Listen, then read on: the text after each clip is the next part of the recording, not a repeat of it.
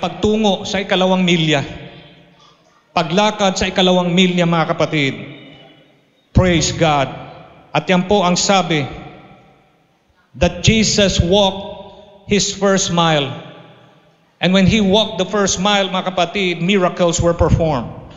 Yung unang milya, mga kapatid, na tinahak ng ating Panginoong Hesukristo, napakaraming matitinding mga patotoo at himala ang kanyang ginawa. He performed miracles, mga kapatid. Gumawa siya ng himala nung ang tubig, mga kapatid, sa kasalan sa Kana ay ginawa niyang alak. At alam natin, mga kapatid, yung alak na ito ay hindi po alak na may alkohol o nakalalasing. Ito po ay alak na pure. Alak po, mga kapatid, na nilikha ng Panginoon. Ang tawag po ay good wine. Na kahit inumin, mga kapatid, ng mga panauhin, hindi po sila nalalasing. Kung hindi lalo pa nila gustong inumin, yung natitira pa, kung meron pang mga gandang mga good wine na nandoon sa handaan ng Kana. Himala, mga kapatid. Nandun rin po, mga kapatid, ang mga pilantod ay nakalakad, mga kapatid.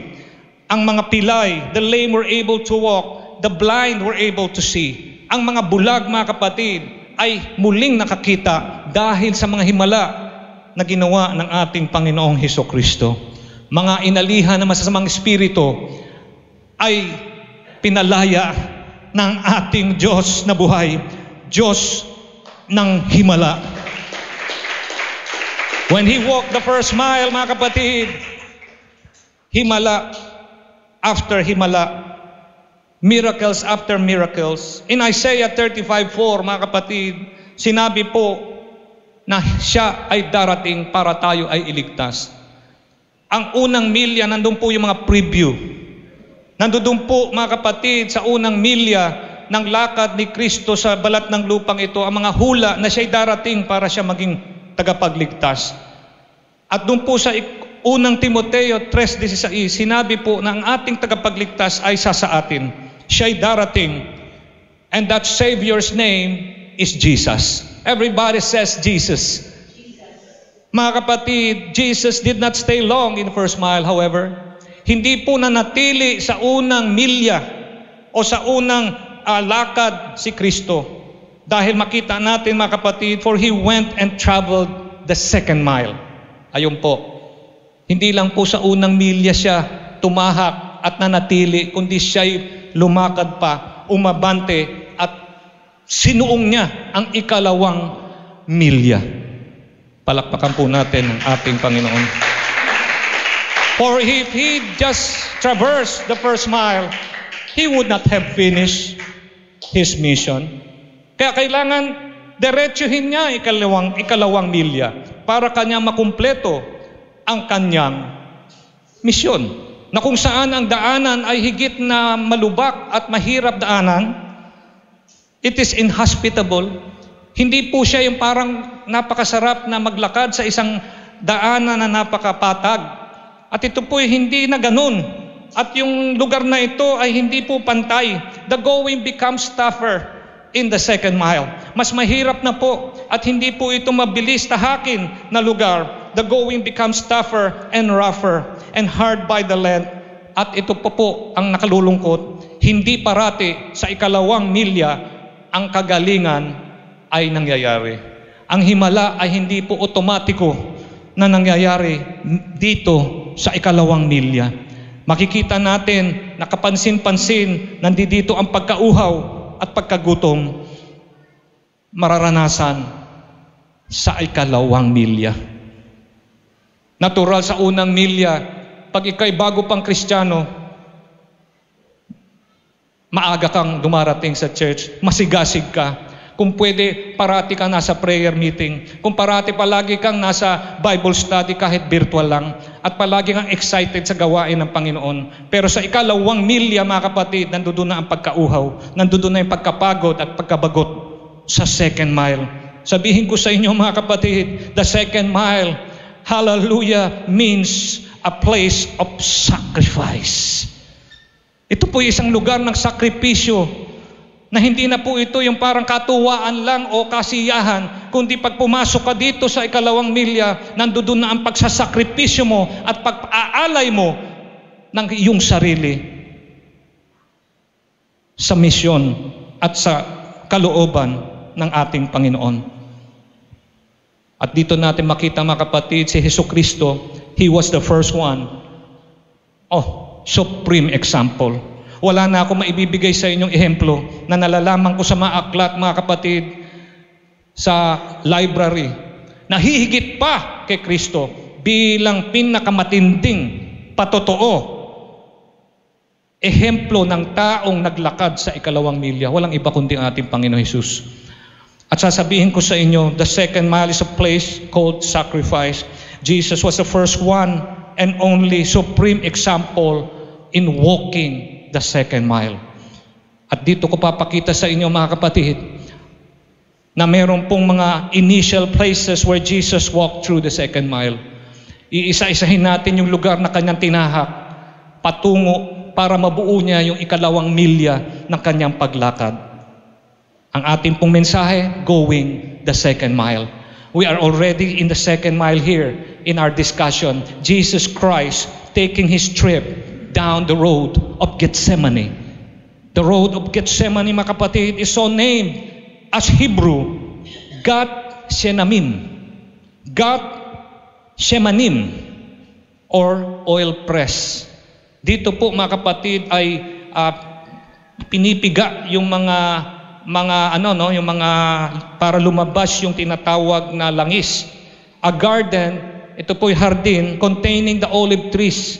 Nagkalat po ang mga olive trees dito, nasa tabi, nakatanim sa Mount Olive. At dito po, mga kapatid, para makita nyo ang sabi ng Biblia tungkol dito sa Gethsemane. Ano ba itong Gethsemane, mga kapatid? It says in Luke 22:42-44, saying, Father, if it is your will, take this cup away from me. Nevertheless, not my will, but thine, yours be done. Then an angel appeared to him from heaven, strengthening him, and being in agony, he prayed more earnestly, and then his sweat becomes like great drops of blood falling down the ground. Nasa Gethsemane po, nung nag-pray ng taimtim na prayer ang ating Panginoong Hesukristo. Ito po yung oil press, wika nga. Ang ibig sabihin ng Gethsemane, ito po ay lugar na kung saan talagang sinubukan po ang ating Panginoon. At yung prayer niya ay hindi katulad ng prayer natin na kadalasan ay napaka-memorized na at minsan mababaw. Ibang-iba po ang prayer ng ating Panginoon dito, napakalalim, dahil ito po'y patungkol na sa kanyang paghandog ng kanyang buhay para sa pagtubos ng kasalanan ng tao. At sa kanyang sarili na wala naman siyang kasalanan, nung siya ay nag-pray sa Ama, ano po ang kanyang prayer? Not my will, but your will be done. Hindi ang kalooban ko ang masunod, kundi ang kalooban mo. What is Gethsemane, mga kapatid? Ano ba ang hamon at kaaway ng lugar na ito? Laman. Yung sarili natin na makamundo or makalaman, mga kapatid.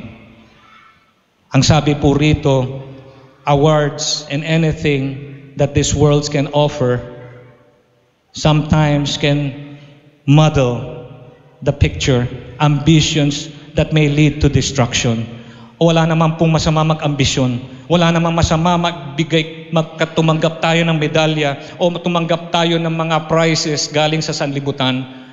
Pero pag nawawala na po ang Panginoon sa ating buhay at yung sarili na lang natin ang siyang naghahari, mga kapatid, mga kaibigan, sasabihin ko sa inyo, that may lead to destruction. Wag na wag tayo maliligaw na mawala ang Panginoon sa ating buhay. Kasi pag nawala ang Panginoon sa buhay natin, tayo na masusunod. Tayo na ang hari. At ang kaaway ng Gethsemane sa ikalawang milya ay self. If you want to win when you go through Gethsemane, you should be selfless. Kailangan, mga kapatid, wag mong isipin, mga kapatid, ang iyong sarili na higit kaysa sa Panginoon. Sasabihin ko sa inyo, mas madali kasing sumunod sa kagustuhan ng laman kaysa sa sumunod sa gusto ng Diyos. Amen? Yung laman kasi mahina, marupok. Kaya mas mahirap sundin yung gusto ng Lord. Parang mas gusto natin sundin yung ating sarili. Sabi nga sa Mateo 7:13, makipot at makitid ang daan patungong buhay. Pero maluwang at malapad ang daang patungo sa kapahamakan. Palakpakan po natin ang ating Panginoon. At itong malungkot, doon po sa malawak at malapad na daanan, doon ang madalas na dinaraanan ng tao. Narinig niyo ako? Ang sabi rito, ito ang dinaraanan ng marami. Ito ang dinaraanan ng marami. Kaya kung tayo makarinig ng ganitong mensahe, paalala sa atin na dumaan tayo dun sa makitid man at mahirap daanan, pero buhay naman ang kapalit. Kesa maligaw ka, masarap nga, maluwang, lahat ng bisyo magagawa mo, pero ano ang dulo nito? Kapahamakan. Oh, take the second mile, church. Go with Jesus at Gethsemane. Hallelujah. Dahil yun po ang dinaraanan ng patungong buhay. Palakpakan po natin ang ating Panginoon. Hindi masama mapanatili mo ang iyong sarili. Ginawa tayo ng Diyos na may self-preservation. May self-preservation tayo. May apoy dyan, ididikit mo yung daliri mo, papasuin mo sarili mo, nasa bangin ka, lalapit ka pa doon sa bingit hanggang ikay manganib, mahuhulog ka. There is self-preservation built in people. Ginawa yan ng Diyos sa atin, na bago mangyari yung masama, merong parang nag-aalarma sa atin, ingatan mo sarili mo, mapapahama ka dyan. Pero doon sa hamon kay Kristo, na mapapahamak siya, mamamatay siya eh. Hindi naman dahil sa kanya yung pagkamatay niya sa sarili niya. Mamamatay siya para sa iba, para sa atin. So sa madaling salita, asan yung self-preservation mode ng Lord? Alam niyo, sinagot niya. Ang ganda, not my will, but your will be done. Sana ganyan po tayo. Sana ganyan po tayo. Nung wala pa tayong minsang trabaho, yan ang sinasabi natin, Lord, your will be done, Lord, not my will, your will. Nung nagkaroon ng hanap buhay, trabaho, parang naguluhan na siya. Yung prioridad niya nagbago na, parang, meron na akong trabaho, okay na. Parang sinasabi mo, hindi mo na kailangan ng Lord. No. Kung paano ka nagsimula kasama ang Lord, hanggang dulo yan. Because that is the second mile. Kasama natin ang Panginoon. Hindi lang sa simula, kundi hanggang sa wakas. Not our will, but His will be done. Hallelujah. Lakad pa rin si Kristo. Hindi pa tapos ang kanyang pagtahak. Dinaanan niya ang lugar na ang tawag ay Gabata. Ang clue po, mga kapatid, sa mensahe natin, puro letter G ang simula. Letter G. At ang sabi po rito sa Gabata, ano ba itong Gabata? John 19:13. It says, when Pilate heard this, narinig ni Pilato, he brought Jesus out and sat down on the judge's seat on a place known as stone pavement, and which is in Aramaic, Gabata. Ito po yung lugar na kung saan kinaladkad ang Panginoon para litisin. This is a place, mga kapatid, that the challenge here in the place of Gabata, ang kaaway ng Gabata ay ang sanlibutan. Sa makatuwid pagka ikaw ay sumuong sa Gabata, tulad ni Kristo, makakaaway mo ang sanlibutan. Actually, yung sanlibutan hindi mo talaga kaaway dahil mga tao yan eh. Ang kaaway talaga, to be exact, worldliness, kamunduhan. Kaya yung tao na dapat sumusunod sa Diyos, hindi makasunod, naging makamundo, ang tawag sa kanila, makamundo. Sanlibutan. Kaya, minsan yung mga Kristiyano naguguluhan. Aalis ako sa sanlibutan. Paano ka makakaalis sa sanlibutan? Narito tayo sa sanlibutan. Pero ang mga tao, worldly. Ayan po ang kaaway. Worldliness. Pilate says in John 19:6, nung linitis si Kristo, ito naman po maganda. Kahit kinaladkad si Kristo, pinaratangan, binagbintangan, ano ang finding nung judge? Ang tawag ay pangalan Pilato. I find no fault. Wala akong makita, wala akong masumpungan ni isang kasalanan ang taong itong si Kristo. Church, I tell you, in John 1:1, it further says, He came for His own, yet His own receive Him not. Naparito mga kapatid, si Kristo para sa kanyang sariling kanya at siya hindi tinanggap ng sariling kanya. Yun po ang malungkot, ano? Akala natin mga kamag-anakan, mga kababayan, tatanggapin nila yung sariling kanila eh. Pero sa kaso ni Kristo, wala namang kasalanan. Ginagawa niya lang ang kanyang misyon. Pero kahit yung sariling kanya, hindi siya tinanggap. Kalungkot-lungkot. At siya po ay pinaratangan sa Gabata. Dito sa 2 milya, sa lugar ng Gabata, dito, huwag kang magtaka kung mawalan ka ng kaibigan. Kasi hindi po lahat ng kaibigan mauunawaan ka. Sasabihin niya, bakit ganyan ang tingin mo sa tattoo ko? Bakit nung hindi ka naman Kristiyano, ayos lang sa'yo yan? Bakit parang masyado ka ng marami ka na masyadong sinasabi? Dati nakikisama ka sa inuman, wala ka namang piyok kahit na bigyan ka ng kahit 1 shot o 2 shot o even mas marami pa sa 3 shot. Wala kang reklamo. Ngayon naging Kristiyano ka lang, ganyan ka na. Hindi ka na bumibili rin ng sigarilyo, hindi mo ako binibigyan. Wala naman akong pambili kaya umaasa ako sa iyo. Ngayon hindi mo ako binibigyan.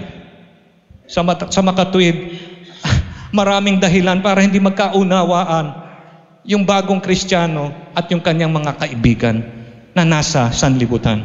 Don't worry. Normal po yan na mawalan kayo ng mga kaibigan. Ang masasabi ko naman, papalitan naman ng Diyos ng mga bagong kaibigan kayo, bagamat nawalan kayo ng marami. You may lose relationships. In fact, the Bible says, mga kapatid, kung akin pong natatandaan ng tama, pati yung mga kamag-anak ay magkakaroon po ng di pag-uunawaan dahil sa pananampalataya. Samantalang sila ay magkakamag-anak. Nandoon po na sila ay nagtitiryahan. Nandoon sila ay they disown their own because of their beliefs. Some people will say things against you. Nung tayo nga ay hindi pa mananampalataya, di ba may nagwiwika naman talaga laban sa atin? Di ba? Hindi pa tayo mananampalataya noon. Marami na tayo nakakabangga. Lalo pa naging Kristiyano ka pa. Naging mananampalataya ka. Huwag kang magtaka. Kasama po yan sa pagiging Kristiyano, yung mapagwikaan ka kahit hindi naman tama ang wika sa iyo. 2 milya po yan. Gabata po yan. Nililitis ka tulad ng ating Panginoon halos ng sanlibutang ito. Pero ano po ang magandang sinabi ng Biblia sa Mateo 5:11?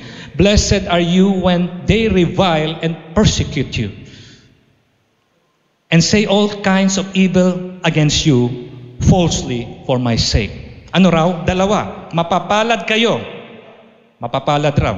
That's number 1. Number 2, pagka kayo'y inalimura at kayo'y pinag-uusig at kayo'y pinagwiwikaan ng sari-saring masamang napawang kasinungalingan dahil sa akin.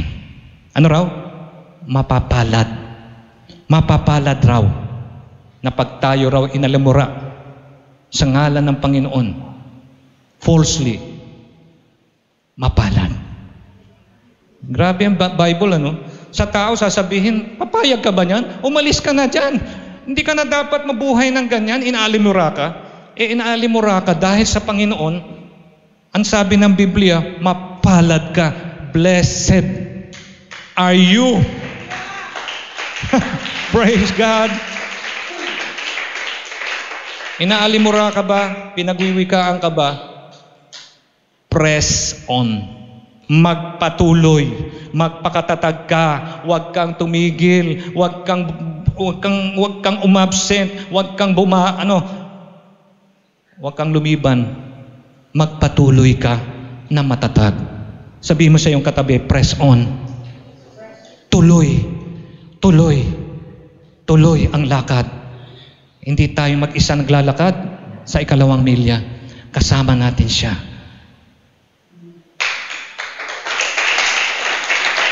Ikatatlo, paglakad mga kapatid, magkatapos ng Getsemani, nanalangin sa Getsemani, naglinitis sa Gabata, dumiretso sa Golgota. Ang Golgota ayon sa Biblia, Marcos 15:22, and they brought him to the place of Golgotha, which is translated, place of skull. Ang dako ng mga bungo. Yun po ang tawag sa Golgotha. At dito po, after being scourged and tortured, he was brought to the place where he was to be crucified. Matapos po siya litisin, siya po ipinahirapan kung ano-anong mga ginawa sa kanya, inalimura siya, linuraan, sinaktan, hinubaran, at pagkatapos doon siya po ay pinamarcha patungo sa Golgotha para mapako sa krus. Ang hamon po rito at ang sinisignify ng lugar ng Golgotha, ang kontra ng Golgotha at pinapahiwatig nito ay tukso. Tukso mga kapatid. Satan tempted the Lord during the course of His mission to abandon it. Hindi nyo ba alam mga kapatid, isa sa ginawang estratehiya ng kaaway para maudlot ang plano ng Diyos iligtas tayo lahat ay huwag ituloy yung misyon. Yung pigilan, abort the mission. Para pag hindi nagawa ni Kristo yung kanyang dapat gawin sa krus at mamatay ron, hindi matuloy, masabotahe ng kaaway, wala tayo lahat kaligtasan. Wala tayo rito sa kung saan tayo naroroon ngayon. Wala tayong pag-asa. Grabe po itong si Satanas, marunong gumamit ng strategiya para pigilan ang planong misyon ng Lord. At itong sinabi niya mga kapatid, nakapako na si Kristo sa krus mga kapatid. Anong sabi niya? Marcos 15:32, described as the greatest temptation given by Satan to Jesus by saying, descend thou from the cross that you may see and believe. Kung ikaw nga, siya, bumaba ka sa krus. Piruin mo mga kapatid, nasa krus na ang Lord. Inihahandog niya na, ino-offer niya na, isinasakripisyo ng kanyang sarili. Sasabihan ka ng diablo, bumaba ka dyan para mapatunayan mo ikaw ay Panginoon. Paano kung pinatulan ng Lord yun? Kaya niya gawin eh. Kaya niya naman bumaba. Kaya niya gawin lahat eh. Kung yung alak galing sa tubig, ginawa niya himala. Yung bulag, nakakita. Yung mga pilantod, nakalakad. Yung mga patay, binuhay niya, himala. Yung bumaba lang sa krus, ay mga kapatid, hindi niya ginawa. Tinuloy niya. Binaliwala niya yung pagtuya sa kanya. Ginawa niya mga kapatid. Hallelujah. Tested here is one's willpower and extreme discipline. Ito po ang dapat nating matutunan sa lugar ng Golgotha. Yung magkaroon tayo ng willpower, gawin yung nararapat, at yung disiplina, hindian, yung hindi mo naman dapat, ginagawa. Palakpakan po natin ang ating Panginoon. Church, I tell you, integrity. Buo ang pagkatao ng isang tao may integridad. Pag sinabi niyang, ito ang gagawin ko, ginagawa niya. Meron siyang disiplina, meron siyang integridad, meron siyang katapatan. At dito sa Golgotha, mga kapatid, dito napatunayan na yung simulang plano na ihandog ang kanyang sarili para sa sanlibutan, para maligtas mula sa kasalanan na nagawa laban sa Diyos. Sa simula, ginawa. Sa gitna, ginagawa. At mapapansin nyo, tinapos pa niya. Tinapos ng Lord ang kanyang sinimulan. Why? Because of willpower, because of discipline. And integrity. Katapatan ng kanyang pangako. Tinupad niya ito hanggang sa kaduluduluhan. Purihin ang pangalan ng ating Panginoon. He was wounded for our transgressions. Dahil sa kasalanan natin, sinong nasugatan? Sinong pinahirapan? Hindi tayo Siya ang kumuha ng babayaran o bayarin. Tayo may utang, siya ang nagbayad, siya ang nasaktan dahil sa ating mga kasalanan. He was bruised for our iniquities. Doon sa ating mga kasalanan, tayo po, na ginawa natin sa Kanya, siya po ay pinahirapan. Sa kabila ng mga ginawa ng Panginoon para sa atin, ang tanong ko ngayon sa ating mga kapatid, kaibigan, bakit meron pa rin tinatawag na hindi pagpapatawad? Sometimes we dwell in the past so much. Sinaktan mo ko, hindi kita basta-basta patatawarin hanggang hindi ka manigluhod sa akin. Humingi ng tawad, magbigay ng sangkaterbang peace offering. Bakit ganun? Di ba namatay na ang ating Panginoon sa atin? Bakit meron pa rin mga kapatid, inggitan? Samantalang pinangakuan tayo ng Diyos, ang blessing mo, hindi niya blessing. Kaya iba-iba ang blessing natin. Pero lahat, may blessing. Una-una nga lang. Narinig niyo ako? So walang inggitan. Pero meron pa rin inggitan. Nandiyan pa rin mga kapatid, yung pang-aalinlangan. Nung ginagawa po itong church, dumarating rin po sa tao ang alinlangan. Nag-alinlangan din po ang pastor ninyo. Ang sabi ko, Panginoon, hindi pa po tapos yung church.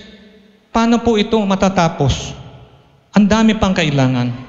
Pero pag sumasagi sa aking isipan yung sinasabi ng Lord sa akin noong panahon na yun, kanino bang simbahan yan? Sa'yo ba? Sa'yo pala, Panginoon. At dahil sa'yo ito, matatapos mo. Hindi ako dapat mag-aalinlangan.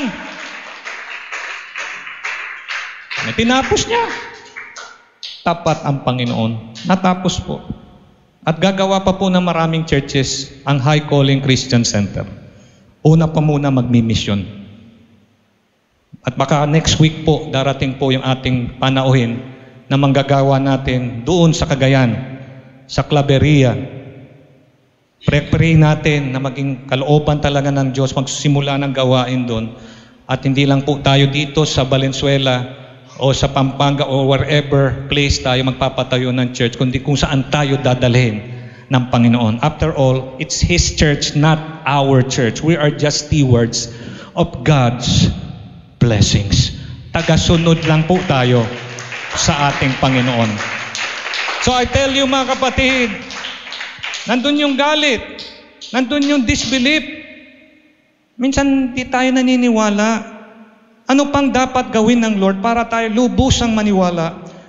Kaya ang maaring tanong mga kapatid, bakit meron tayong puot? Hindi lang galit iba yung puot. Yung puot talagang galit ka kahit wala naman dahilan. Yung galit, ginalit ka, nagalit ka. Yung puot, nagtanim ka na ng galit. Kaya ang baby nung galit, naging puot na nung ilinuwal sa sinapupunan ng tao. Galit, naging puot na, lumalim. Kaya mga kapatid, why is there resentment, bitterness, and pride still in your life? Bakit meron pang ganyan? Bakit may ganyan pa mga kapatid? Kailangan pa bang mamatay ang ating Panginoon sa 2 beses para buuang mabura itong aking nabanggit na kaugalian na nasa atin pa rin ngayon?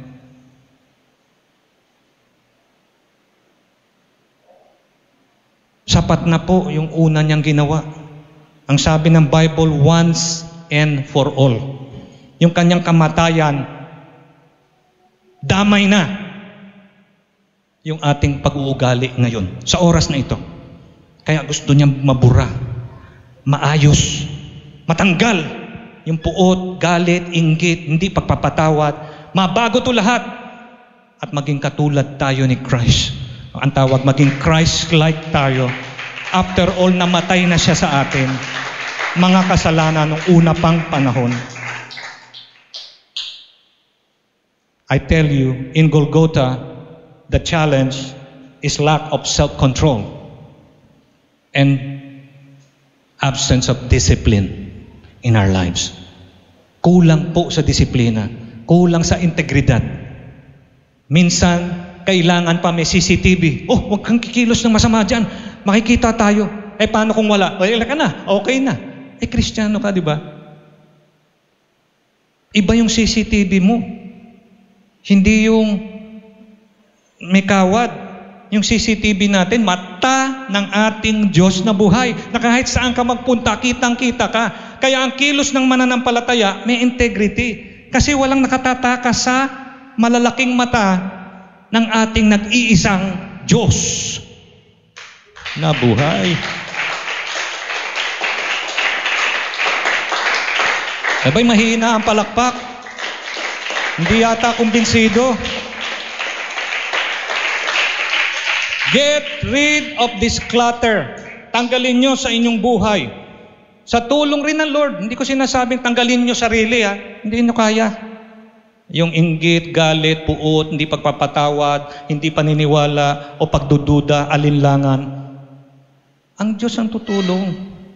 Pero kailangan naroon ka, active. Na sinasabi mo, Lord, ginawa mo na dati yung dapat mong gawin. Kompleto. Hagip hanggang ngayon ang buhay namin hanggang sa wakas. Panginoon, matanggal sana itong napakasamang ugali na natitira pa sa aking buhay. Itong kawalang disiplina at poor willpower. I tell you mga kapatid, forgetting the things that are behind and straining forward what is ahead and press forward the mark of the high calling of God Almighty. Pangalan paman din ng ating church. Mataas po. Makalangit po ang tawag ng Lord, hindi po sa sanlibutan. Kaya ang ating buhay kailangan, kung may nagawa tayong pagkakamali dati, forget about it. Don't dwell on it. Yung iba mga kapatid, nagtatanim ng sama ng loob, ang tawag doon, dwelling in the past. Pero tayo, we dwell in the house of the Lord. Kaya pala dapat magsimba. You're not dwelling in the pain. Yung sama ng loob, hindi doon. Nakatira ka sa tahanan ng Lord para pumuri, sumambat, maglingkod sa Kanya. I tell you mga kapatid, when I was a child, I spoke as a child. I taught as a child. Then when I became a man, I put away childish things. Dati bata ka, yes. Nag-isip ka, bata. Naglakad ka para kang bata. Pero nung ikaw ay nag-mature na, lumago ka na dahil tinuturuan ka ng salita ng Diyos at lumago ka na. Tinapon mo na ang mga bagay ng pagkabata. By His stripes, we are healed. Sa latay ng Lord, nandoon na ang kagalingan natin. Magaling ka na. Sabihin mo yun sa iyong katabi, magaling ka na. Eh, kita mo yan, di ka makasalita. Magaling na ba talaga? Nagtatanong ka pa. Ito sabi, by His stripes you are already healed. Kaya, di ba, pag tayo lumapit sa mga kapitbahay, malungkot, bagsak, balikat, sasabihin mo lang, anong problema mo, Brad? You want prayer? I can pray for you. Why are you offering prayer? Because when you pray, you already experience healing. When you pray to a healer, to a God who heals. And you prove to that person who got prayed, hey, I was sick, but when you prayed for me, I'm healed by your God.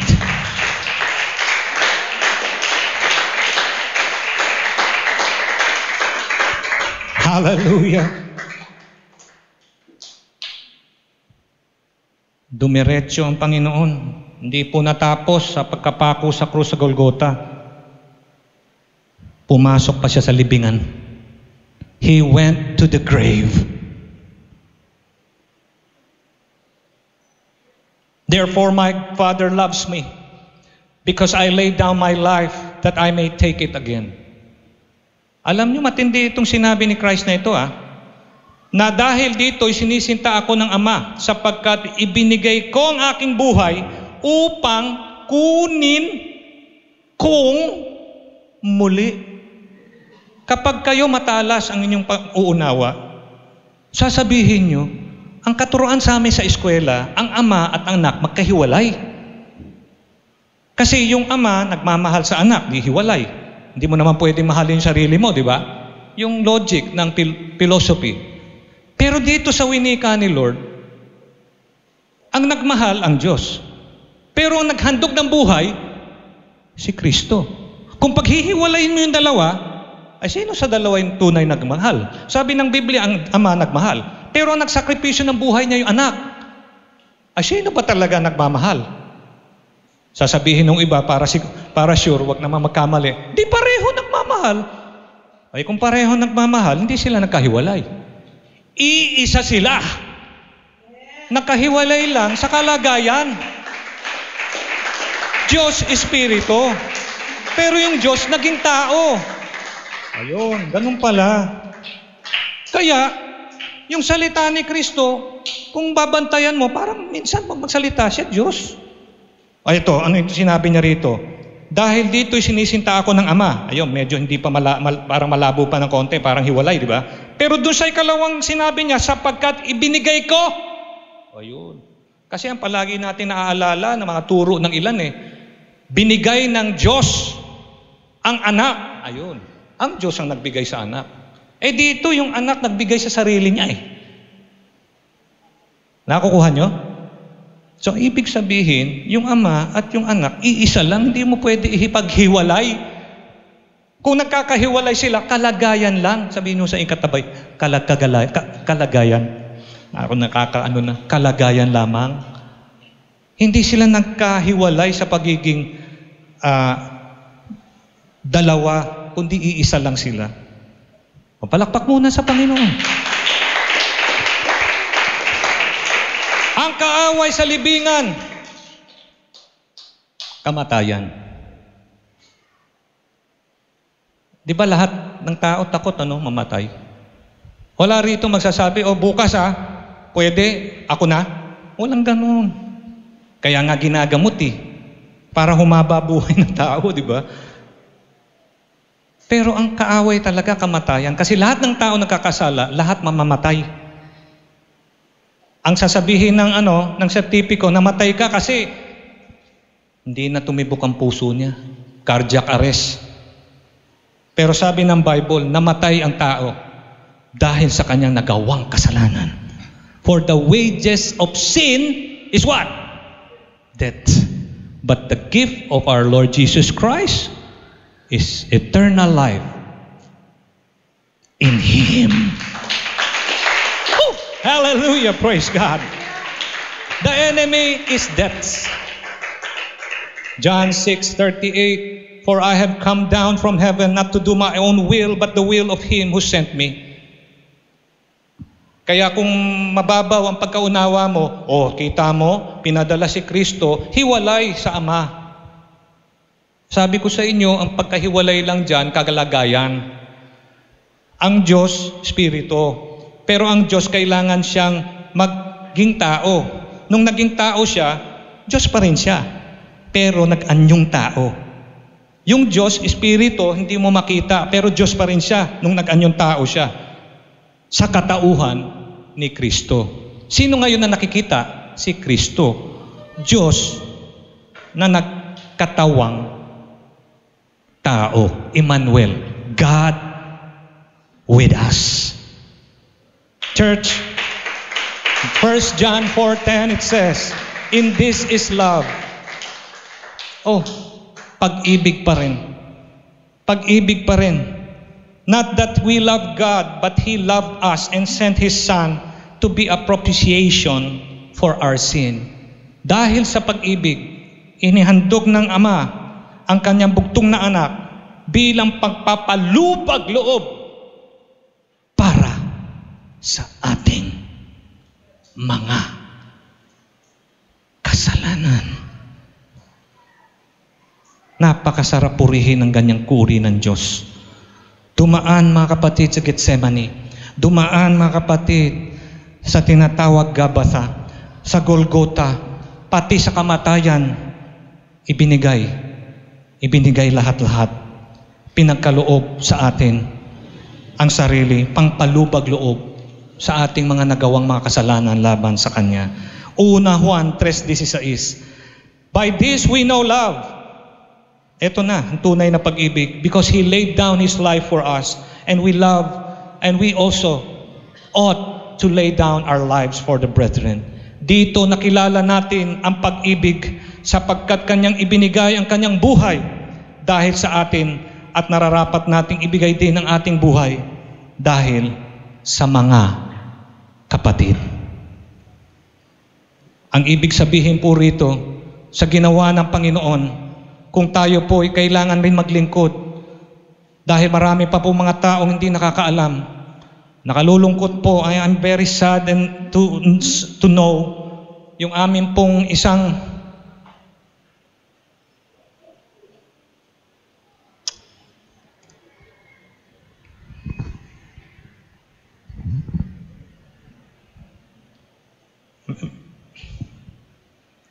I'm all right.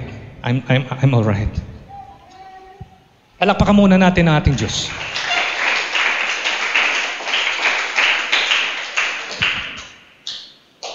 Meron po kaming abay. Pagka bata-bata pa po, pinsan po ng aking may bahay. My wife thought about her a few days ago. But death came and took her away.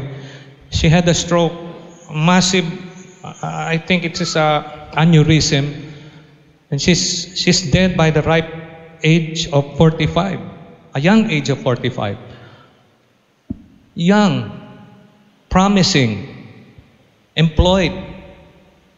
She doesn't look sickly. Mukhang mas maalusog siya. Pero we weren't able to visit her, maybe say hi or give her a message that the Lord loved her. And I'm sad when we can do better.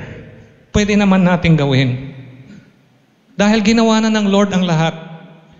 Ano pang gagawin niya para ma-move ba tayo na magkaroon tayo ng pagmamahal sa kapwa? Samantalang namatay siya, ang nagtulak sa kanya, pag-ibig. Sana mamana natin lahat ito hanggang may oras pa po. Palakpakan po muna natin ang Diyos na buhay. Hallelujah!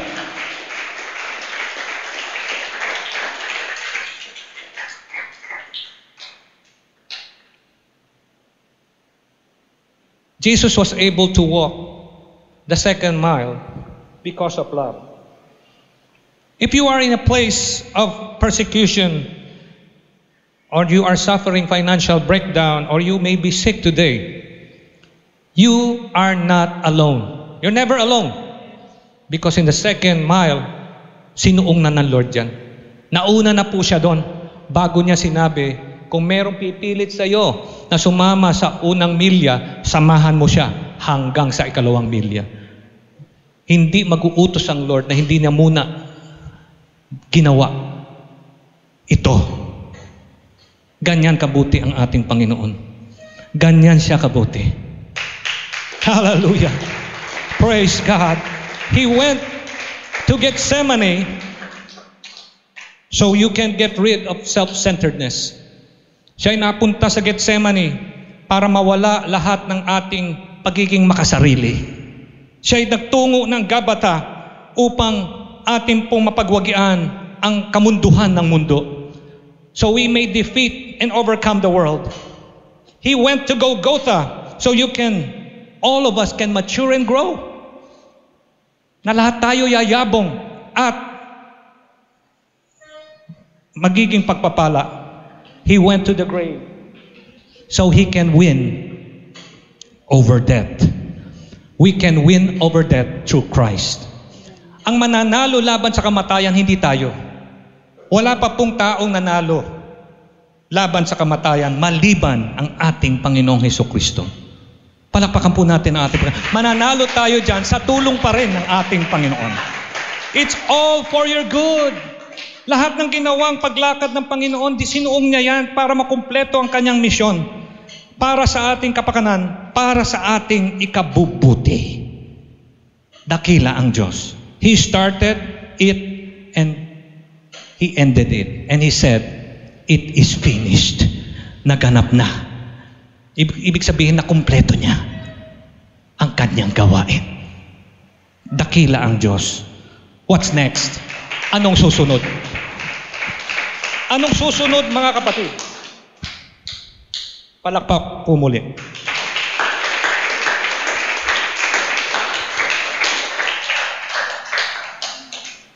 Napakahina naman nun. Ang hina. Ayan!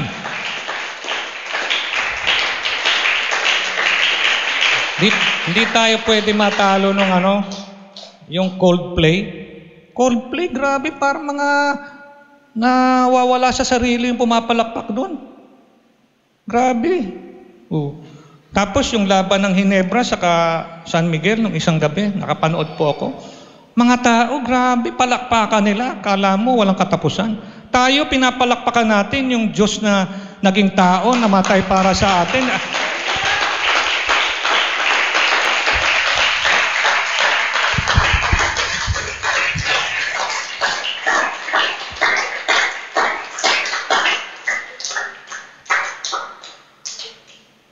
I tell you, church, what's next? Tanongin mo nga yung katabi mo, baka alam niya yung sagot. What's next?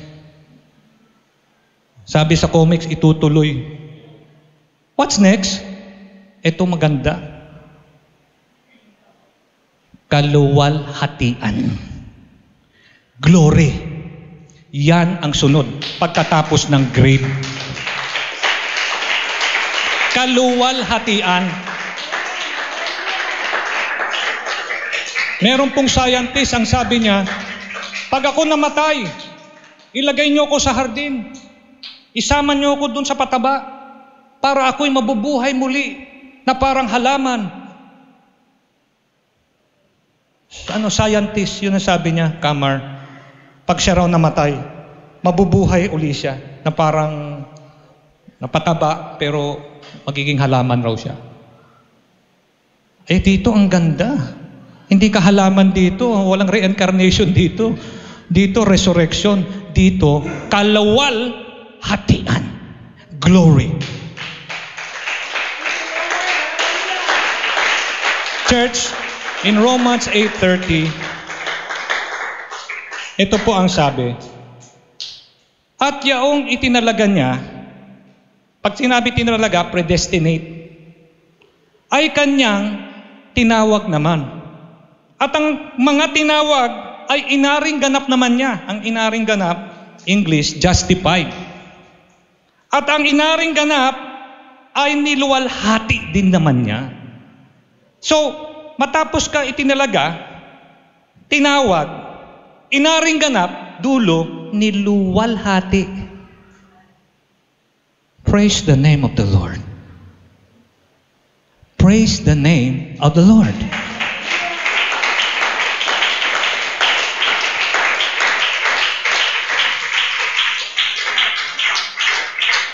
Sana lahat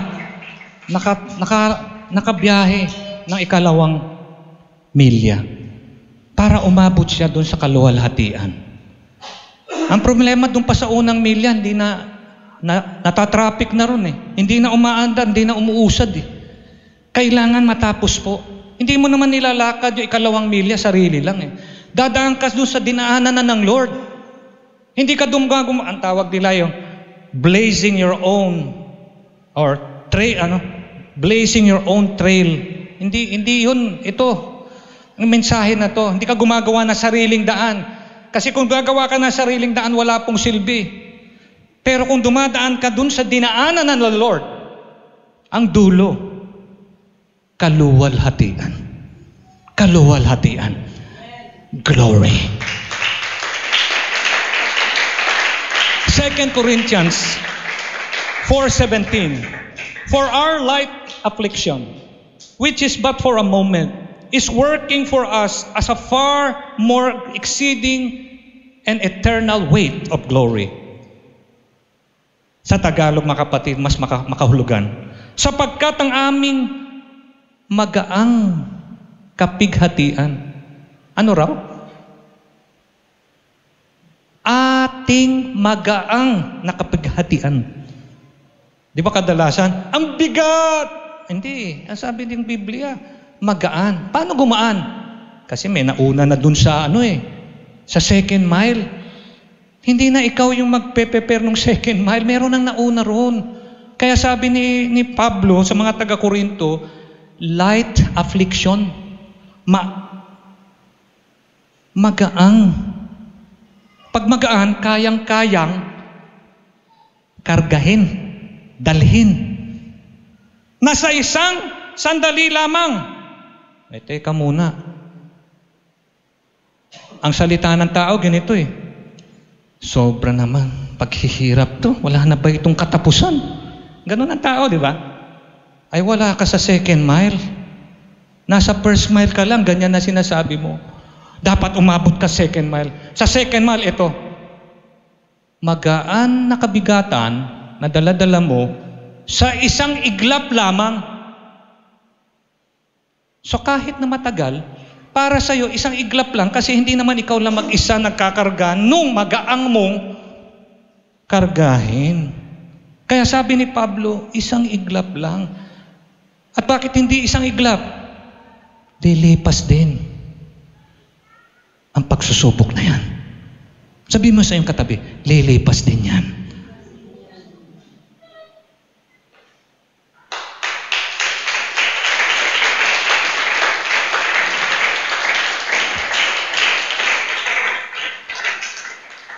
Sapagkat ang aming magaang kapigatian na sa isang sandali lamang ay gumagawa sa amin ng lalong-lalot mabigat at nakalwalhatian na walang hanggan.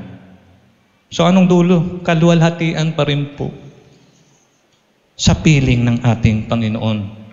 Romans 5:8, but God demonstrates His love toward us in that while we were still sinners, Christ died for us. Datapwat pinagtatagubilin ng Diyos ang kanyang pag-ibig sa atin na nang tayo'y mga makasalanan pa, si Kristo ay namatay dahil sa atin.